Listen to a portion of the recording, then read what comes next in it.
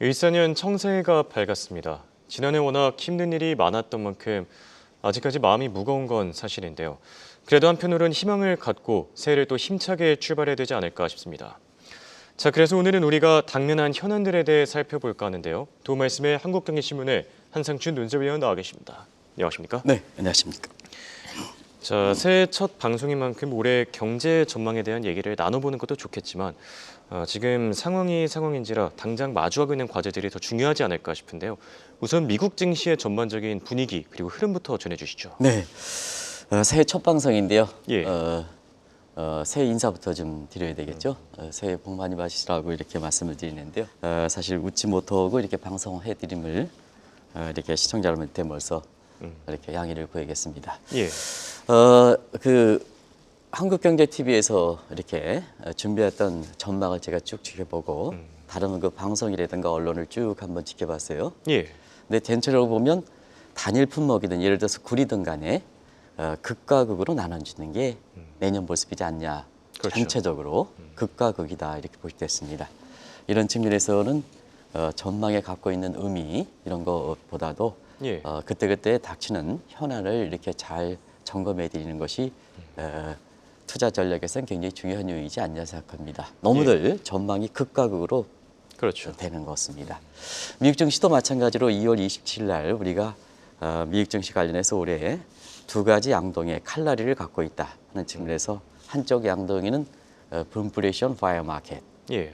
그래서 미국 증시에 대해 상당히 낙관적으로 보는 시각. 다른 양동이에서는 트럼프 리스크 범버스트에서 이렇게 상당히 좀 어두운 이런 쪽인데요. 사실 이게 균형이 두 가지 이렇게 있을 때는 균형을 유지하는 게 극과 극일 때는 균형을 유지하는 게 상당히 좋다는 그렇죠. 이런 말씀을 드렸습니다. 역시 그 위에 미국의 그 증시 보면 미국의 국제 파동이 지금 계속되고 있죠. 예. 그래서 다음에 자막이 이거 돌아가겠습니다는 국제 파동이 지속되는 상태에서 고금리 부담 때문에 거래일이 그 위에 한 3일 정도 됐습니다. 예. 다우지수가 한 1000포인트 가량 이렇게 떨어졌습니다. 특히 거품이 많이 됐던 테슬라라든가 이런 종목들이 좀 많이 떨어지고 있죠. 그렇죠. 그래서 내년 올해를 보는 트럼프와 관련된 주에 대한 전망이 아주 밝게 나오고 있는데요. 실제로 지금 움직임은 이렇게 차익 실현 매물이 굉장히 많이 등장하고 있다. 이렇게 보시면 되겠습니다. 예. 그리고 마지막 거래일을 보통 다음에 이렇게 증시를 전망할 때 굉장히 중요한 그 의미를 부여하는데요. 마지막에는 국채 금리가 떨어졌습니다. 예. 올라가 4.6%까지 올라가다 다시 좀 그랬었죠. 내려서 4.5%까지 이렇게 돼서 전일 대비해서도 마감이 이렇게 국채 금리가 떨어졌는데요. 나스닥 지수가 상당히 많이 떨어졌거든요. 이게 올해의 그 미국 증시에서 어떤 의미를 갖고 있을까 하는 이 측면이 굉장히 주목되고 있는데요. 예. 역시 올해는 작년과 마찬가지로 금리 움직임에 의해서 좌우되지 않겠나. 그러면 작년에는 정책 금리가 떨어지는 피벗 때문에 예. 각국들이 피벗을 하고 펀더멘탈이 했기 때문에 세계 증시가 좋았거든요. 근데 올해는 사실 펀더멘탈 쪽에서 극과 극이고 고금리가 이렇게 되면 어떤 모습이 될 것인가 하는 이 측면이 올해 증시 모습이다 이렇게 보겠습니다. 이런 가운데 그 금리와 관련돼서는 취임 첫날이 되겠는데요. 셧다운 문제. 그렇죠. 이것이 굉장히 이렇게 많이 불거질 거로 보고 있습니다. 예. 아마 이 전망이 끝나는 시간이 되면 이 문제가 가장 먼저 이렇게 이슈가 되지 않겠나 이렇게 보고 있습니다. 네. 방금 전에 셧다운에 대한 얘기를 해주셨는데요. 트럼프 취임 첫날에 셧다운 당한 일은 당연히 발생하지 말아야 하겠지만 지금 상황이 굉장히 심각하게 돌아오고 있지 않습니까? 상당히 심각하고 지난 해서부터 예. 이 문제가 연말서부터 불거지고 있죠.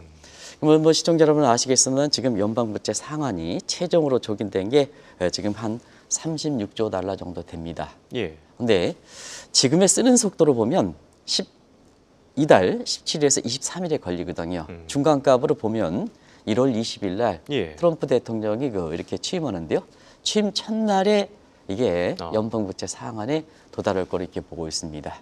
물론 이제 바로 디폴트가 되는 건 아니거든요. 그렇죠. 예. 그래서 일단은 지금 상태에서 연방부채 상한이 상향 조정되거나 아니면 폐지하는 일이 없으면 테크니컬 디폴트에 빠지지 않느냐. 그러면 테크니컬 디폴트는 국가의 디폴트 상황은 아니고 의회에서 이런 비상 상황을 감안해서 이 컨설팅 레졸루션이라 해서 CR로 이제 국가의 기본적인 경비로 이렇게 가거든요. 예. 이게 6월 달 되면 엑세이트 됩니다. 그래서 이때까지 연방부채 상한이 상향 조정되거나 폐지되지 않으면 6월 달에 사실 그 엑세이트를 맞게 되는 이런 상황이 되는 이런 입장이거든요. 예. 그런 측면에서 아마 시청자 여러분도 아시겠습니다만 이 방송 내용 중에 굉장히 큰 뉴스로 많이 장석되는 게 연방부채 상한이 상향 조정되느냐 여부냐. 이 문제가 매년 뭐 6월 달이라든가 뭐 11월 달에 계속해서 불거지고 있습니다. 그렇죠. 그런 상태에서는 지금 미국에서 오면 연방부채 상한 상향 조정하는 문제 이거 아주 국력 성과가 너무 되다 보니까 예. 결과적으로 상한만 상향 조정되면 계속 상향 조정되거든요. 하향 조정되는 게 없거든요. 그렇죠. 그러면 이제 차제 폐지해야 되지 않느냐. 아, 근데 시청자를 한번 잘 보실 필요가 있습니다. 이 연방부채 상한 폐지에 대해서 민주당이 찬성하거든요. 예. 거꾸로 공화당이 이렇게 이거에 대해서 반대를 합니다. 그러면 지금 트럼프는 어떤 입장이냐? 트럼프는 뭐 자기가 대통령 국가를 운영해야 되니까 예. 연방부채 상한을 유지하는 것보다 폐지하는 게 좋죠. 그러면 이제 공화당 입장에서는 이게 이제 폐지 문제에 대해서 반대를 하고 있는데요. 트럼프는 찬성한단 말이에요. 예. 그런 측면에서 보면 지금 상태에선 작은 정부를 지향하는 집권당인 공화당과 그 어떻게 보면 수장이라 하는 트럼프와 충돌이 있지 않겠느냐 하는 이 문제가 지금 미국에서 미국의 워싱턴 정가를 중심으로 해서 초미의 그 관심이 되고 있다 이렇게 볼 때 있습니다. 예. 그러다 보니까 트럼프 대통령이 취임 첫날에 뭘 할 것인가 하는 측면에서는 이미 예고한 게 세계 보건기구를 탈퇴하겠다. 그렇죠. 하는 그래서 트럼프 집권 이기는 신파리 협상에서 탈퇴를 했거든요. 그래서 이번에는 세계 보건기구에서 탈퇴하겠다. 이 조치와 함께 가장 먼저 연방부채 상한에 대해서 폐지하는 문제, 이 문제를 이렇게 이슈로 던지지 않겠나 이렇게 보고 있습니다. 네. 만약에 연방부채 상한이 폐지된다면 국제 금융시장에도 참 많은 변화가 있지 않을까 생각이 드는데요. 일단 새 미국 증시부터 많은 변화가 있지 않았습니까? 네, 연방부채 상한이 폐지되면 사실 재정이라는 것은 또 예. 권력을 잡고 있는 사람은 항상 뭐냐 이 권력력이 있기 때문에 재정은 하방 경직성을 갖고 있습니다. 그래서 일단 올리면 밑으로 떨어지는 건 없습니다. 계속 쓰기만 합니다. 예. 트럼프 물론 감세도 하고 뭐 이렇게 한다 그러지만 실제로 트럼프가 실제로 이렇게 될 때는 감세를 추진하겠느냐 하는 측면에서는 또 다른 거 아니었거든요. 예. 그래서 연방부채 상한이 만약에 폐지가 될 때는 자 국채금리는 올라가고 달러는 사실 두 가지 측면이 있습니다. 금리가 올라가면 강세가 될지 모르지만 연방부채 상한이 폐지돼서 브레이크가 없으면 국채에 대한 매력이 떨어지는 상태거든요. 그래서 단순히 국채금리가 올라간다 해서 달러가 강세가 되지는 않습니다. 예. 상당히 복잡한 요인입니다. 그렇겠네요. 그런데 사실 이렇게 복잡하다 보면 정치적인 측면에서는 가장 싫어하는 거죠. 증시는 어쨌거나 올라가면 레버리지로 배팅하면 되고 예. 내려간다고 확신하면 딜레버리지로 배팅하면 돈을 먹게 되거든요. 그렇죠. 가장 싫어하는 것이 이 불확실성입니다. 예. 그런 측면에서 작년과 올해를 비교해서 한번 말씀드리겠습니다. 작년에 좋았죠. 시청자 여러분 아시겠습니다는 한국 증시를 빼고는 대부분 다 세계 증시가 좋았습니다. 왜 그럴까? 펀더멘털이 좋고 그다음에 인플레가 통제권에 들어왔기 때문에 작년에 상당히 좋았습니다. 여기에 작년에 중앙은행들이 피벗을 추진한 상태거든요. 자막이 미리 넘어갔습니다는 시청자 여러분 그냥 자막 없이 제가 얘기해 드리겠습니다. 작년에 펀더멘탈 좋고 정책 금리가 떨어졌기 때문에 세계 증시 입장에서는 우리만 제외하고는 굉장히 좋았습니다. 좋았습니다. 그런 것을 지금 상태에서 미국 증시로 우리 서학개미들이 많이 했기 때문에 예. 미국 증시로 요약해서 한번 말씀드리도록 하겠습니다.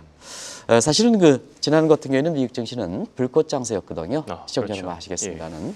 그래서 골드락스는 1990년대인데 이거보다 더 뛰어넘지 않습니까? 실제로 뛰어넘습니다. 예. 한번 보겠습니다. 나스닥 30% 올랐습니다. 정말 많이 올랐죠. S&P 24%, 그다음에 다우지수 13% 올랐습니다. 이게 세계 증시를 이끌고 세계 시가총액 50% 넘는 국가의 상승률입니다. 그러다 보니까 우리나라 이 투자자들도 미국으로 몰려갈 수밖에 없죠. 그렇죠. 그런 상태에서 사실 우리 그 국내 그 시장이 굉장히 외면당했던 이런 모습인데요. 특히 트럼프 관련된 주주는 작년 11월 이후에 스카이로켓팅 장사가 됐죠. 뭐 테슬라 같은 경우에는 진짜 많이 올랐죠. 예. 이렇게 해서 근데 연말에 그 지금 차익 실현 매물이 많이 등장하고 있습니다는 결과적으로 보면 올해의 세계 증시는 어떻게 될까? 내지는 미국 증시는 어떻게 될까 하는 측면에서 일단 그 세계 증시적 측면에서 증시를 이끌고 있는 미국에서 트럼프 정부 첫 날서부터 예. 연방부채 상한의 폐지 문제를 갖고 얘기 나올 거로 이렇게 보기 때문에 금리 문제가 세계 증시 흐름을 좌우하지 않겠나. 네. 오히려 펀더멘탈보다도 예. 문제가 좌우하지 않겠나 이렇게 보고 있습니다. 네. 맞습니다. 앞으로 금리에 대한 얘기들이 계속해서 나올 것 같은데요. 그만큼 거시 경제 환경이 또 중요하겠죠. 지금 성장률 그리고 인플레이션 전망에 대해서는 어떤 얘기들 나오고 있습니까? 네, 성장률은 많은 예측 기관들이 나오고 있습니다. 근데 예. 대부분 똑같습니다. 기간만 다를 뿐이지 대부분 다 똑같습니다. 두 가지 측면입니다. 예측하기 어렵고 세계가 하나이기 때문에 이렇게 국가를 대상으로 했던 모델 가지고는 세계 경제 성장률이 이렇게 나올 수가 없습니다. 예. 그래서 지금의 세계 경제는 그냥 통합된 형태로 나온다. 그래서 2023년에도 세계 경제 성장률이 3.2%고 그다음에 지난해에도 3.2%고 올해도 3.1에서 3.2%입니다. 이 성장률 가지고 3년 연속 3.2%인데요. 예. 여기에 뭐 세계 경제가 새해에는 좋다, 펀더멘털 좋다 이렇게 의미를 부여하기는 상당히 어렵다는 것을 말씀을 드리겠습니다. 그래서 각국 간의 성장률이 어떻게 중요하냐 세부적으로 들어가야 되거든요.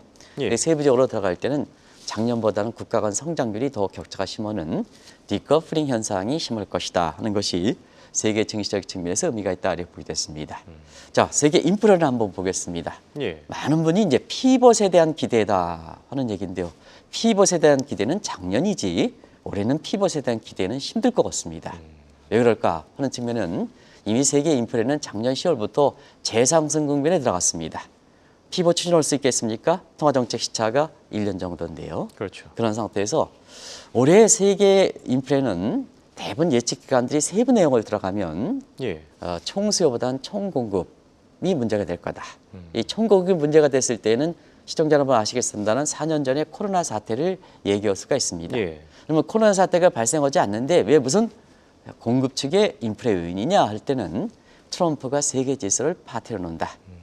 모처럼 바이든 정부의 세계 공급망 완화, 자유무역주의, 시장경제 이런 것을 국수주의, 신주권주의, 미국만 우선하는, 트럼프만 우선하는 해서 공급망 부분이 상당히 차질을 빚을 것이다. 그래서 각종 원자재 가격 예측도 사실 젤리형처럼 그 수치 자체에 의미를 부여하지 않는 것이 바로 이 측면이다 이렇게 보겠습니다. 예. 그래서 미국의 그 신국수주의, 이기주의 때문에 공급망 파괴에 의해서 세계 인플레가 올해 작년보다는 올라가지 않겠나. 그렇죠. 또 신흥국 일부 국가에서는 스태그플레이션 가능성도 얘기하고 있습니다. 아시겠으나 신흥국 지금 경기가 상당히 안 좋습니다. 예. 이런 상태에서 공급 측의 인플레이라면 경기가 둔화된 상태에서 물가가 올라가는 스태그플레이션 가능성이 있거든요. 그런 측면에서 자 올해 통화 정책을 어떻게 우선순위에 따라서 디커플링 현상이 심화될 것이다. 자 물가를 잡는 데 지향한다면 예. 피벗을 뭐냐? 피벗을 추진하지 말아야 되겠죠. 그렇죠. 경기를 부양을 우선한다면 피벗을 더 속도를 늘려야 되겠죠. 그런 측면에서 사실상 지금의 선진국들은 대부분 다 피벗을 중단할 가능성이 높습니다. 신흥국은 뭐냐? 신흥국은 피벗을 더 빨리 진행할 가능성이 있습니다. 예. 그런 상태에서 신흥국 자본들이 미국으로 가는 선진국으로 가는 이러한 그 글로벌 자금의 흐름 모습 이런 것을 지난 연말에 드렸는데요. 이 과정에서 신흥국들이 상당히 문제가 제기될 것이다 하는 것을 말씀을 드리겠습니다. 예.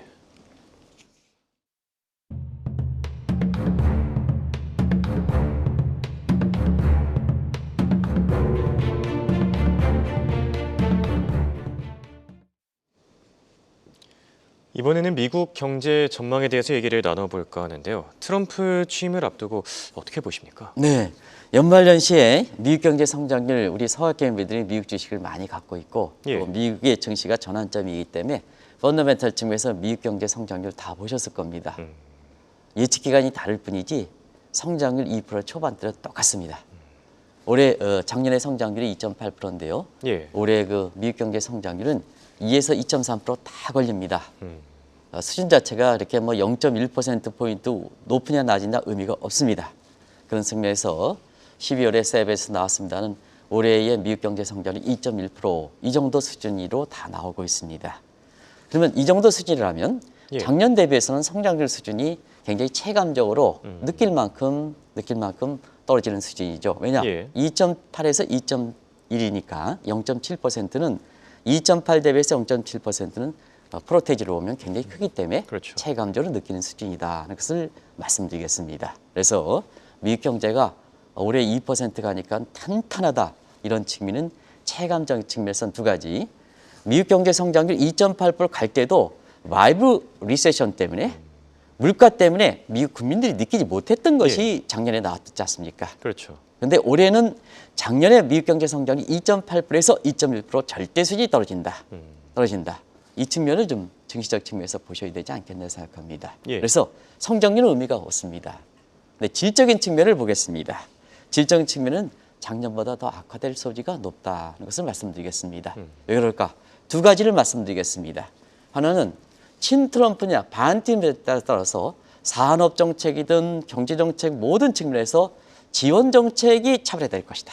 예. 친트럼프의 성향을 갖고 있는 기업이라든가 이런 때는 지원을 하는 반에 반트럼프 갖고 있는 성향의 있는 입장에서는 지원이 상당히 막힐 것이다 하는 것이 보셔야 될 필요가 있고요.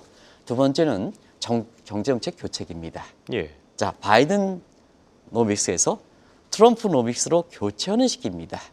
교체하는 시기의 첫 해는 뭐냐면 미스매치 현상, 불일치와 버틀렉 현상, 이 현상이 심해질 거예요. 이 증시적 측면에서는 굉장히 중요한 겁니다. 그렇죠. 그래서 트럼프 일기보다는 더 울퉁불퉁한 성장 기반을 갈 것이다 하는 측면이 올해의 미국 증시에서 변동성이 굉장히 심해질 것이다 하는 측면이 나오는 거거든요. 지금 미국 증시에 대해서 국내 증권사들은 굉장히 아주 불을 떼고 있습니다는 그렇진 않습니다.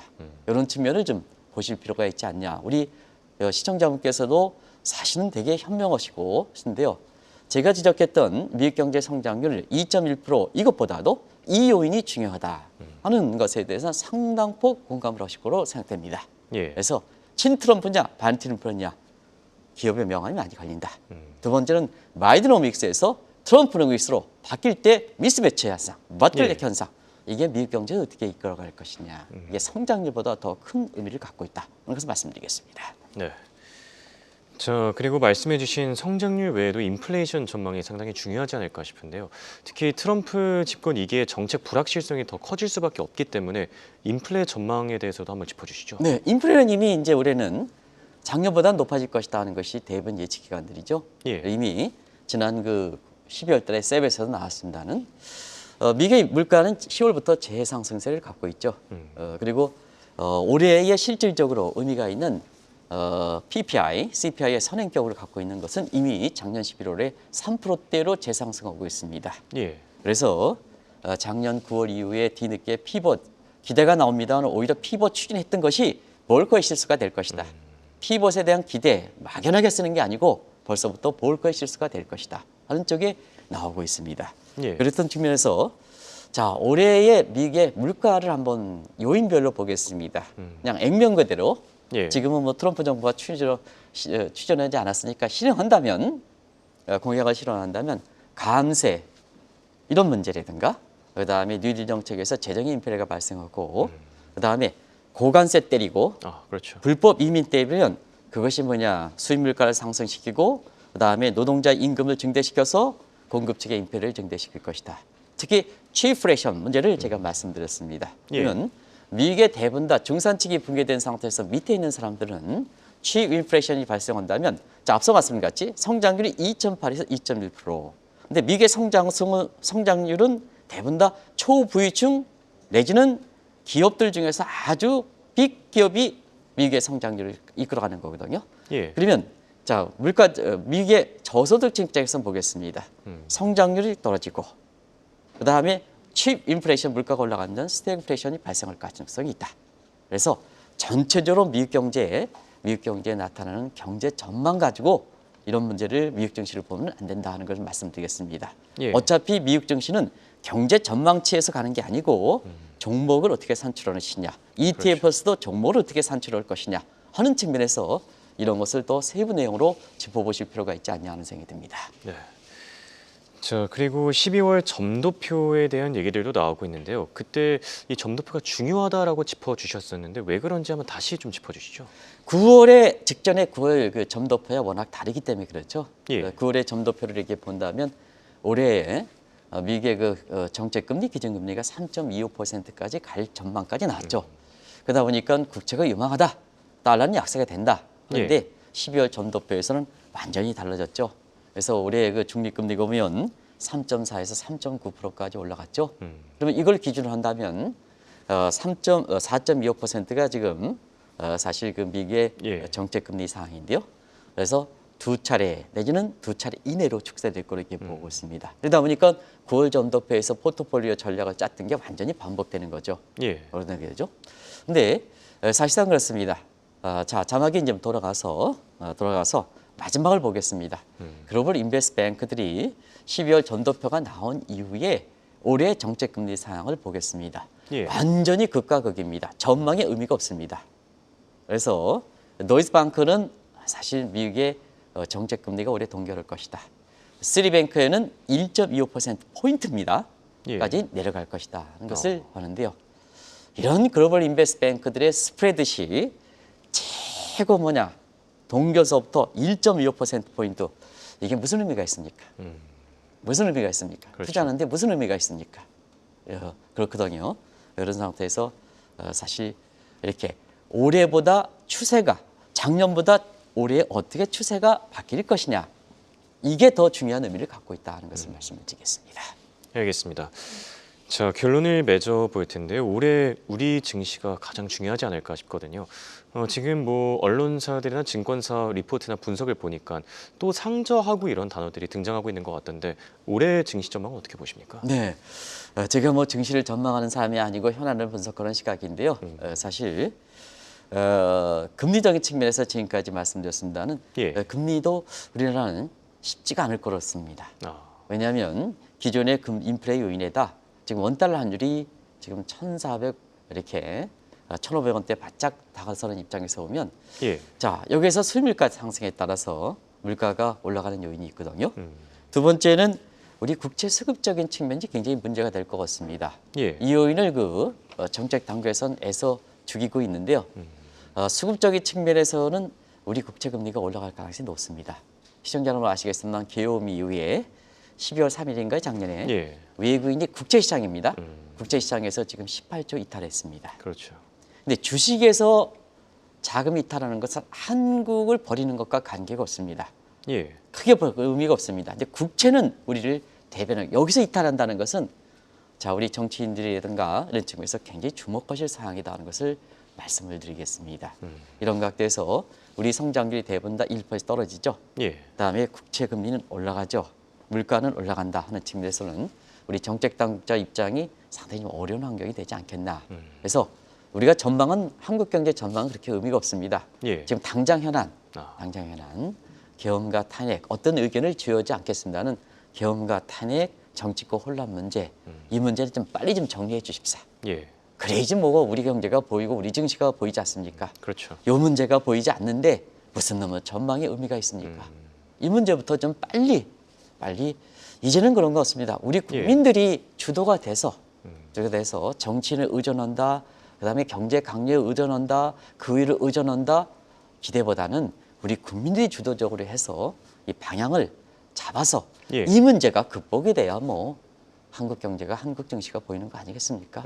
이게 지루하게 가면 어렵죠. 그래서 이 문제에 대해서 좀 꼭 좀 부탁드리겠습니다. 알겠습니다. 제 올해 경제와 증시의 안정을 위해서 이 정치 국면도 하루빨리 안정되기를 바라겠습니다. 지금까지 도움 말씀의 한국경제신문의 한상춘 논설위원이었습니다. 고맙습니다. 네, 고맙습니다.